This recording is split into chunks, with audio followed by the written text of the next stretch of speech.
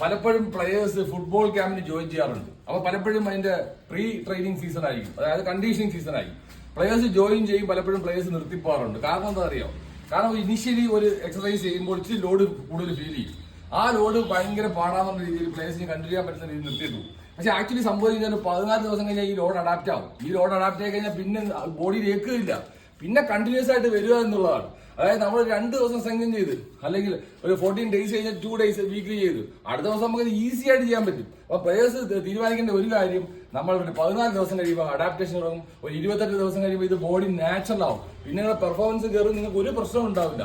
ആ ഇനിഷ്യൽ സാധനം ഓവർകം ചെയ്തില്ലെങ്കിൽ നിങ്ങൾക്ക് ക്യാമ്പിൽ കണ്ടിന്യൂ ചെയ്യാൻ പറ്റില്ല. ഇത് വളരെ ഇമ്പോർട്ടന്റ് ആണ്.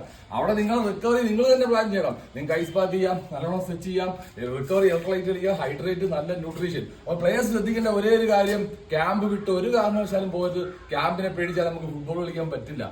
ഒരു 14 ദിവസം കഴിഞ്ഞാൽ നിങ്ങൾ അതുമായിട്ട് അഡാപ്റ്റ് ആവും. 1 മാസം കഴിഞ്ഞാൽ പിന്നീട് ഒരു പ്രശ്നമില്ല, നിങ്ങൾ എക്സലന്റ് കളിക്കാനായി പോകും. അവിടെ ഒരിക്കലും ക്യാമ്പ് ഡ്രോപ്പ് ചെയ്യരുത്, ഫുട്ബോളിനെ പേടിക്കരുത്. ഫുട്ബോൾ ഇനി വ്യത്യസ്തമായ വീഡിയോ കാണാം. Thank you.